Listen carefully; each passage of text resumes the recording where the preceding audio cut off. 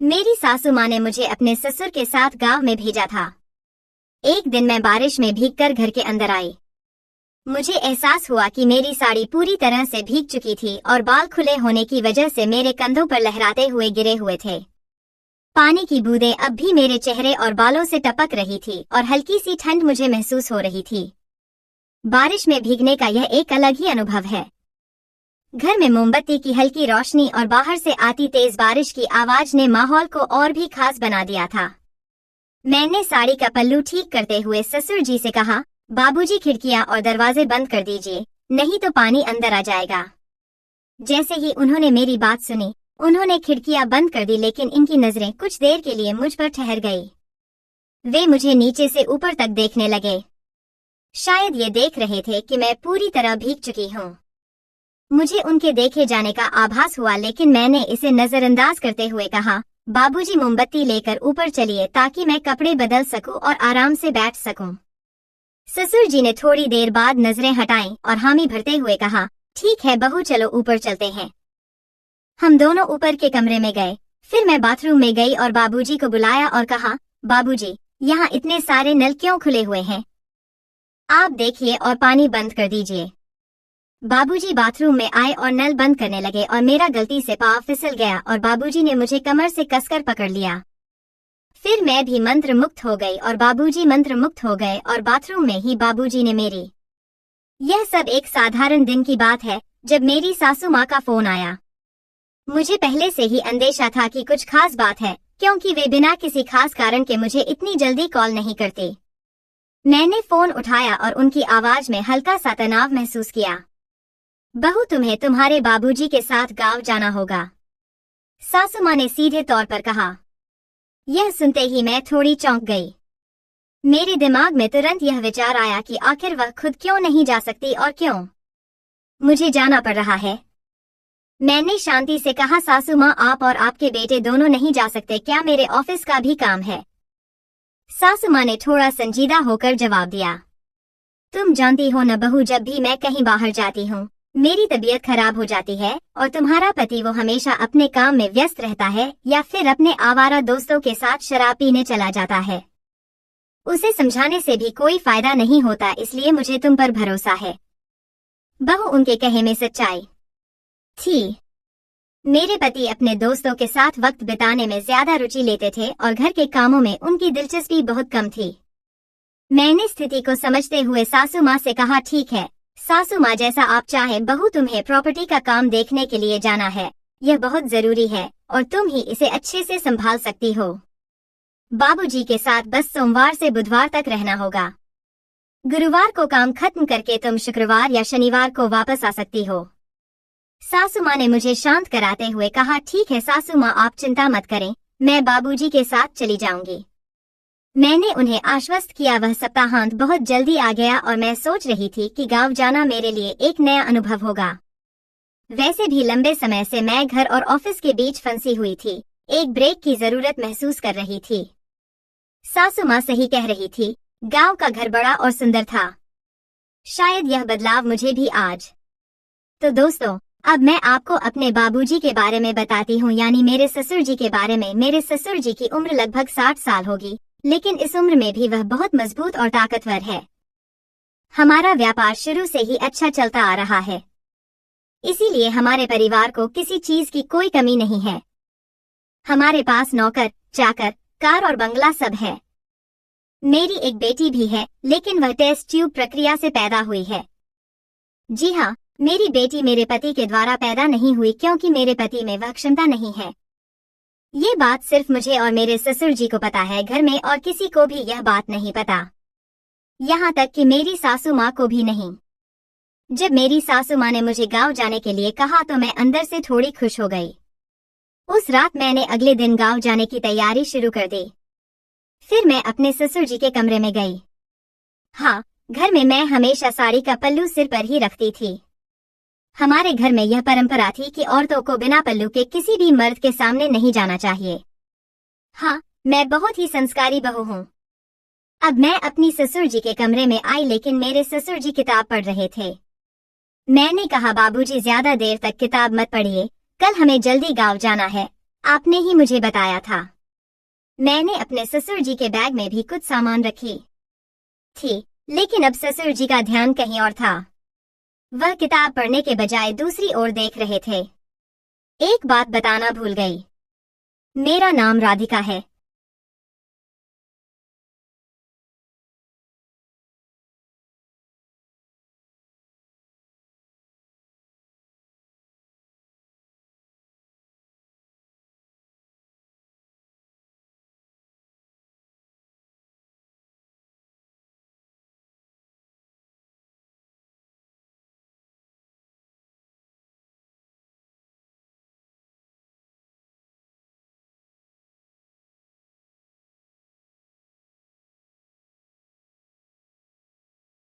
मैं एक साधारण लड़की हूँ जो परिवार और समाज के नियमों के बीच जी रही है। लेकिन इस बार की कहानी में कुछ अलग हुआ, कुछ ऐसा जिसने मेरी जिंदगी को एक नया मोड़ दिया। दोस्तों, सोमवार का दिन आ गया और हम दोपहर के बाद थोड़ा देर से निकले। हम गाड़ी से जा रहे थे और मेरे ससुर जी गाड़ी चला रहे थे। ट्रैफिक की वजह से हम शाम 7 बजे हरित गांव पहुंचे। हमारा यहाँ एक घर है, एक छोटा सा बंगला। वह एक छोटे से पहाड़ पर स्थित है, लेकिन गाड़ी वहां तक जा सकती है। एक मंजिला घर, सुंदर पहाड़, ठंडी हवा। हमारे कुछ रिश्तेदार भी थे, इसलिए उन्होंने हमें रात को खाने पर बुलाया। वहां हमारे घर की देखभाल करने वाला एक नौकर राजेश भी था, लेकिन उसकी किसी घर वाले की तबीयत थी, इसलिए वो सुबह जाने वाला था और ससुर जी ने उसे अपने गांव जाने की इजाजत दे दी थी। बारिश हो रही थी और हमें रिश्तेदार के घर खाने के लिए गए। दरअसल हम सारे खाने पीने की चीजें वहीं ले गए थे। फिर मेरी बड़ी सासू माँ आई और हमारे बीच कुछ घरेलू बातें हुई। घर की राजनीति तो होती ही है। उस रात बड़ी सासू माँ भी हमारे घर रुकी थी और मेरे ससुर जी बड़ी सासू माँ के पति के साथ उनके घर में शराब पी रहे थे, इसलिए वह रात इसी तरह बीत गई। यानी हमारा सोमवार ऐसे ही चला गया। अगला दिन मंगलवार था। अगले दिन ससुर जी अपने काम के लिए गए थे और मैं बड़ी सासू माँ के साथ थी। उस रात हमने बड़ी सासू माँ के घर में खाना खाया और मेरे ससुर जी बड़ी सासू माँ के पति के साथ शराब का आनंद ले रहे थे। मेरे ससुर भी शराब पीते हैं, लेकिन उन्हें मेरे पति जैसी आदत नहीं है। फिर ससुर जी वहां से चले। ससुर जी ने कहा, बहू मैं बंगले पर जा रहा हूँ। बड़ी सासू माँ ने कहा, आप जाइए, हमें थोड़ी बातें करनी है। कुछ समय बाद मैंने भी बड़ी सासू माँ का घर छोड़ दिया। बाहर मूसलाधार बारिश हो रही थी, इसलिए बड़ी सासू माँ ने मुझे छतरी दी और मैं घर आ गई। मैंने साड़ी का पल्लू सिर पर लिया हुआ था। जब मैं घर पहुंची तो ससुर जी फिर से शराब पीते हुए टीवी देख रहे थे। मैं घर आई, लेकिन बारिश और हवा के कारण मैं पूरी तरह भीग चुकी थी। हमारा घर बहुत बड़ा था, बंगला था, लेकिन मुझे उसे घर कहना अच्छा लगता है। नीचे एक हॉल था और ऊपर कुछ कमरे थे। छतरी छोटी थी और जैसे ही मैं बारिश में भीगकर घर के अंदर आई, मुझे एहसास हुआ कि मेरी साड़ी पूरी तरह से भीग चुकी थी और बाल खुले होने की वजह से मेरे कंधों पर लहराते हुए गिरे हुए थे। पानी की बूंदें अब भी मेरे चेहरे और बालों से टपक रही थी और हल्की सी ठंड मुझे महसूस हो रही थी। बारिश में भीगने का यह एक अलग ही अनुभव था। गर्म मोमबत्ती की हल्की रोशनी और बाहर से आती तेज बारिश की आवाज ने माहौल को और भी खास बना दिया था। मैंने साड़ी का पल्लू ठीक करते हुए ससुर जी से कहा, बाबूजी खिड़कियां और दरवाजे बंद कर दीजिए, नहीं तो पानी अंदर आ जाएगा। जैसे ही उन्होंने मेरी बात सुनी, उन्होंने खिड़कियां बंद कर दी, लेकिन उनकी नजरें कुछ देर के लिए मुझ पर ठहर गईं। वे मुझे नीचे से ऊपर तक देखने लगे। शायद यह देख रहे थे कि मैं पूरी तरह भीग चुकी हूँ। मुझे उनके देखे जाने का आभास हुआ, लेकिन मैंने इसे नजरअंदाज करते हुए कहा, बाबूजी मोमबत्ती लेकर ऊपर चलिए ताकि मैं कपड़े बदल सकूं और आराम से बैठ सकूं। ससुर जी ने थोड़ी देर बाद नजरें हटाएं और हामी भरते हुए कहा, ठीक है बहू, चलो ऊपर चलते हैं। हम दोनों ऊपर के कमरे में गए। फिर मैं बाथरूम में गई और बाबूजी को बुलाया और कहा, बाबूजी यहाँ इतने सारे नलकियों खुले हुए हैं, आप देखिए और पानी बंद कर दीजिए। बाबूजी बाथरूम में आए और नल बंद करने लगे, लेकिन गलती से शोवर चालू हो गया। मैं फिर से भीग गई। हाँ, मैंने मिली साड़ी पहनी थी और सिर पर साड़ी का पल्लू भी था। फिर मैंने देखा कि बाबूजी चुपचाप मुझे ही देख रहे थे। बारिश के कारण मेरी साड़ी पूरी तरह भीग चुकी थी और बाबूजी मेरी तरफ ही देख रहे थे। एक दिन ऐसा ही हुआ। मेरे ससुर जी हमेशा दोस्तों के साथ बाहर घूमने जाते थे। उन्हें थोड़ी बहुत सिगरेट पीने की भी आदत थी। एक दिन मैं सुबह दुकान गई, बारिश हो रही थी और हमेशा की तरह मैंने साड़ी का पल्लू सिर पर लिया हुआ था। मैं बहुत ही संस्कारी बहू हूँ। मैंने छतरी ली और देखा कि मेरे ससुर जी क्रॉसिंग पर खड़े थे। मैंने छतरी आगे बढ़ाई लेकिन बाबूजी मेरी तरफ ही देख रहे थे। उनकी नजरें मुझसे हट नहीं रही थी। हाँ, उनकी निगाहें मेरी भीगी साड़ी के बाहर दिख रहे हिस्सों पर थी। मैं घर आई और जब मैंने आईने में देखी तो मेरी साड़ी सामने से काफी भीग चुकी थी और वह मेरे शरीर से चिपकी हुई थी, जिससे सब कुछ साफ दिख रहा था। उसमें मेरी वर्दी भी दिख रही थी। साड़ी पारदर्शी होने के कारण मेरी खूबसूरती नजर आ रही थी। साड़ी पीछे से गीली थी। फिर मैं कुछ सामान लेकर घर की ओर निकल पड़ी। तब मुझे भी मजा आने लगा। मैं जानबूझकर बाबूजी के आसपास घूमने लगी। झाड़ू लगाते वक्त मैं नीचे झुकने का बहाना करती। किसी ना किसी बहाने से मैं बाबूजी को अपना प्रदर्शन दिखाने लगी और बाबूजी भी हमेशा अपनी छिपी नजरों से मुझे देखते और मेरे सुदृढ़ शरीर को देखकर आनंद लेते। कुछ देर बाद बाबूजी यानी मेरे ससुर घर आए। मैं गीली हो चुकी थी और मुझे साड़ी बदलनी पड़ी। बाबूजी बैठे हुए थे। वहां एक अलमारी थी। मैंने कपड़े निकाले और उसमें रखी दूसरी लाल साड़ी निकाल ली। उसी कमरे में एक और कमरा था। मैंने पेटी, कोट और सब कुछ लिया और दूसरी लाल साड़ी लेकर उस दूसरे कमरे में चली गई। ससुर जी बाहर बरामदे में सोफे पर बैठे थे। बाबूजी मुझे साड़ी बदलते हुए देख सके, इसीलिए मैंने दरवाजा थोड़ा सा खुला रखी। फिर मैंने साड़ी बदलना शुरू किया। अब तक मैं बहुत गीली हो चुकी थी। जब मैं साड़ी बदल रही थी, मेरे ससुर चुपचाप मुझे देख रहे थे। मैंने भी उन्हें देखा लेकिन नजरअंदाज कर। साड़ी बदलते समय मेरी चूड़ियों की आवाज हो रही थी, जिससे ससुर थोड़े असहज हो गए थे। मुझे भी इस बात का आनंद मिल रहा था कि कोई मुझे चुपके से देख रहा है, फिर चाहे वह मेरे ससुर ही क्यों ना हो, लेकिन कोई तो मुझे देख ही रहा था। बाबूजी वहीं बरामदे में बैठे थे। मुझे पता था कि वह मेरी हरकतें देख रहे हैं। वह अपनी धोती में कुछ एडजस्ट कर रहे थे। मुझे पता था कि अब बाबूजी तैयार हो चुके थे। कमरे में काफी अंधेरा था, लेकिन मोमबत्ती की रोशनी में मुझे सब कुछ साफ दिख रहा था। मैंने साड़ी बदलनी शुरू की। मेरे अंग इतने बड़े थे कि साड़ी से पूरी तरह नहीं ढक पा रहे थे। मेरे और बाबूजी के बीच करीब 121 फीट का फासला था। वह सोफे पर बैठकर मुझे देख रहे थे। मैंने अपनी चप्पल का बटन खोलने की कोशिश की। बटन कड़ा था, इसीलिए उसे खोलने में मुझे काफी मशक्कत करनी पड़ी। अब मेरे 999 स्पर्श के बाद वह बटन खुला। मेरी साड़ी जमीन पर गिर चुकी थी और मेरा भरा हुआ पेट और गहरी नाभिक शायद बाबूजी को दिखाई दे रही थी। अब बाबूजी पूरी तरह से मदहोश हो चुके थे। वो अपनी धोती में कुछ एडजस्ट कर रहे थे और उनकी हरकतें मुझे साफ दिखाई दे रही थी। क्योंकि कमरे में अंधेरा था, मैंने आखिरकार आखिरी बटन भी खोल लिया और बाबूजी की ओर थोड़ा ज्यादा मुड़ गई। अब तो उन्हें सब कुछ साफ दिखाई दे रहा होगा। फिर मैंने ऊपर रखा कपड़ा उठाई और उसे एक तरफ फेंक दी। मैंने दूसरी साड़ी उठाई। ये सब बहुत धीरे धीरे चल रहा था। अब लगभग रात के 1 बज चुके थे। मैं बाबूजी की तरफ थोड़ा ज्यादा मुड़ गई थी। साड़ी बदलते समय मेरी चूड़ियों की खनक गूंज रही थी। साड़ी बदलते बदलते मैंने कहा, बाबूजी, आज आपका दिन कैसा गुजरा? आप आज थके होंगे। आज प्रॉपर्टी के काम में बहुत व्यस्त थे।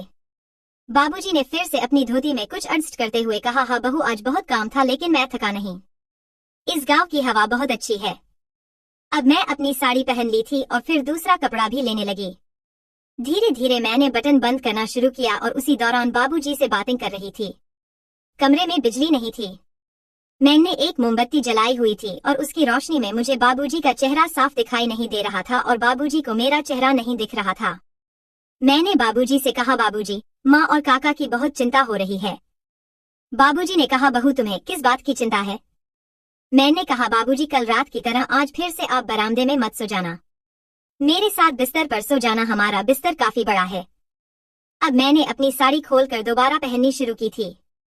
साड़ी पहनकर मैं धीरे धीरे घूमने लगी ताकि मेरे ससुर जी सब कुछ देख सकते। अब आखिरी हिस्सा बाकी था। मैंने साड़ी का पल्लू उठाया और खुद को एडजस्ट करते हुए बाबूजी से कहा, बाबूजी, आपको कैसा लगा? आपको मजा आया ना? बाबूजी को पूरी तरह से झटका लगा। मैंने फिर कहा, हाँ बाबूजी, मुझे बताइए, मुझे बिना साड़ी के देखकर आपको मजा आया। फिर मैं बालकनी में चली गई। बाबूजी अभी भी सोफे पर बैठे थे और मेरी तरफ देख रहे थे। मैंने कहा, अरे बाबूजी, आप भी बालकनी में आइए। तभी बाबूजी भी बालकनी में आ गए। मैंने उनसे फिर पूछा, बाबूजी, आपको कैसा लगा? बताइए, मुझे साड़ी बदलते देखकर आपको मजा आया होगा। मैं उनके सामने सिर पर पल्लू रखकर खड़ी थी। मैंने कहा, बाबूजी, मुझे आपसे कुछ बात करनी है। बाबूजी बोले, हाँ बहू, बताओ क्या बात करनी है? मैंने कहा, बाबूजी, आपको याद है जब कभी आपके दोस्त या मेरे पति के दोस्त आते हैं तो मैं आपको कहती हूँ कि उनके लिए चाय ले जाइए। बाबूजी ने कहा, हाँ बाबू, मुझे याद है। मैंने कहा, बाबूजी, आपके दोस्त और मेरे पति के दोस्त मुझे उस नजर से देखते हैं, लेकिन इसमें कोई दिक्कत नहीं है। बाबूजी ने कहा, अरे बहू, तुम्हें ऐसा सोचने का कोई नहीं है। मैंने कहा, बाबूजी, यह बात हमारे बीच ही रहनी चाहिए और मुझे पता है कि आप भी मुझे कैसे देखते हैं, लेकिन कोई बात नहीं, मुझे आपकी नजर पसंद है। बाबूजी कुछ पल रुके और फिर बोले, बहू, क्या तुम खुश हो? मैंने कहा, बाबूजी, अब असली मुद्दे पर आते हैं। बाबूजी बोले, हाँ बहू, क्या मुद्दा है, बताओ, संकोच मत करो। मैंने कहा, बाबूजी, क्या आपको लगता है कि मैं खुश हूँ?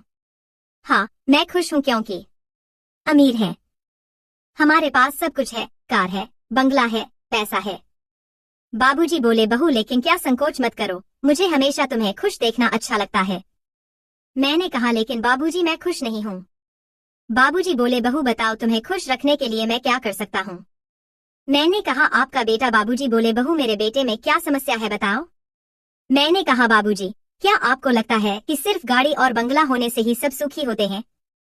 असल खुशी पत्नी की बेडरूम में होती है। बाबूजी बोले, बहू बताओ, संकोच मत करो। मैंने कहा, बाबूजी, आपका बेटा मेरे साथ कुछ भी नहीं करता, अब उसमें मुझे सुख देने की ताकत नहीं है। हाँ बाबूजी, मुझे आनंद चाहिए। बाबूजी बोले, बहू और क्या? मैंने कहा, मुझे पता है कि आप अपनी पत्नी यानी सासू माँ के साथ भी कुछ नहीं कर सकते। आपको कई सालों से कोई सुख नहीं मिला, ही आपकी पत्नी से और ना ही किसी अन्य महिला से। बाबूजी शांति से सुन रहे थे। मैंने कहा, मुझे पता है कि आप कभी कभी मुझे वैसे देखते हैं। मुझे पता है कि आज जब मैं आपके कमरे में आई थी तो आप किताब पढ़ने की बजाय मुझे देख रहे थे। फिर बाबूजी थोड़े नर्वस हो गए। बाबूजी ने अचानक गंभीरता से कहा, बहू तुम कैसी बातें कर रही हो? मैंने कभी ऐसा नहीं सोचा और ना ही तुम्हें इस नजर से देखा। तुम तो हमारे घर की इज्जत हो और मेरी नजरें हमेशा तुम्हारे प्रति आदर और सम्मान की रही हैं। मैं थोड़ी घबराई, लेकिन अपनी बात जारी रखी। बाबूजी, मैं यह सब इसलिए कह रही हूँ क्योंकि कभी कभी लगता है कि हम अपने रिश्तों में खुलकर बात नहीं कर पाते। आप हमेशा मुझे बहुत मानते हैं, लेकिन मैंने कई बार आपकी नजरों में कुछ अलग देखा है। बाबूजी थोड़े असहज हो गए, लेकिन उन्होंने फिर से गंभीरता से जवाब दिया, तुम्हारी सोच गलत है। बहु परिवार के रिश्ते बहुत पवित्र होते हैं और हमें उनका सम्मान करना चाहिए। तुम्हें इस तरह की बातें नहीं सोचनी चाहिए। अगर तुम्हें कभी ऐसा महसूस हुआ है, तुम्हें माफी मांगता हूँ, लेकिन मेरा इरादा कभी भी ऐसा नहीं रहा। मैंने महसूस किया कि बाबूजी की बातों में सच्चाई थी। उन्होंने हमेशा घर की जिम्मेदारियों को पूरी ईमानदारी से निभाया था और शायद मैंने कुछ गलत कहने की वजह से ऐसा सोचा। मैंने सिर झुकाकर कहा, मुझे माफ कर दीजिए बाबूजी, मैंने शायद कुछ गलत समझा। बाबूजी ने नरमी से कहा, बहू इस घर में तुम हमारी बेटी जैसी हो। मैं चाहता हूँ कि तुम हमेशा खुश रहो और अपने दिल में ऐसी बातें ना रखो जो रिश्तों को कमजोर करें। उस पल मुझे एहसास हुआ कि मैंने बिना वजह अपने और बाबूजी के रिश्ते को लेकर गलतफहमी पाल ली। मैंने खुद से वादा किया कि आगे से मैं कभी इस तरह की बातें नहीं सोचूंगी और परिवार के रिश्तों को सम्मान दूंगी। रिश्तों में ईमानदारी और खुला संवाद बहुत आवश्यक है। जब हम अपने विचारों और भावनाओं को बिना किसी हिचकिचाहट के साझा करते हैं तो हम एक मजबूत बुनियाद बनाते हैं। किसी भी रिश्ते की मजबूती इस बात पर निर्भर करती है कि हम एक दूसरे के प्रति कितने ईमानदार और पारदर्शी हैं। कभी कभी हम अपनी सोच और भावनाओं को छिपाते हैं, जिसके कारण गलतफहमियां पैदा हो जाती हैं। जब हम किसी को लेकर पूर्वाग्रह बना लेते हैं तो हम वास्तविकता से दूर चले जाते हैं। यह भ्रम हमें रिश्तों में अनावश्यक तनाव पैदा करने की ओर ले जाता है। उदाहरण के लिए, यदि हम अपने मन की बात साझा नहीं करते हैं तो दूसरे व्यक्ति को हमारे बारे में सही समझ नहीं होगी, जिससे वह गलत निष्कर्ष पर पहुंच सकता है। एक दूसरे के साथ खुलकर बात करना आवश्यक है। इससे न केवल हम अपनी भावनाओं को स्पष्ट कर पाते हैं, बल्कि यह भी सुनिश्चित करते हैं कि सामने वाले व्यक्ति को हमारी स्थिति और विचारों के बारे में सही जानकारी मिले। ईमानदार संवाद से रिश्तों में विश्वास और समझ बढ़ती है, जो हमें एक दूसरे के करीब लाता है। रिश्तों को सफल बनाने के लिए संवाद को प्राथमिकता देना चाहिए। स्वरूप, मुझे बेटी मिली। तो दोस्तों, यह थी हमारी आज की छोटी सी कहानी। आपको ये कहानी कैसी लगी कमेंट करके जरूर बताएं। अगर आपको ये कहानी पसंद आई हो तो इसे लाइक करें और अपने दोस्तों के साथ शेयर करें। आगे भी ऐसी ही रोमांचक कहानियों के लिए हमारे चैनल को सब्सक्राइब करें और बेल आइकॉन दबाना न भूलें ताकि आप हमारी कोई भी कहानी मिस ना करें।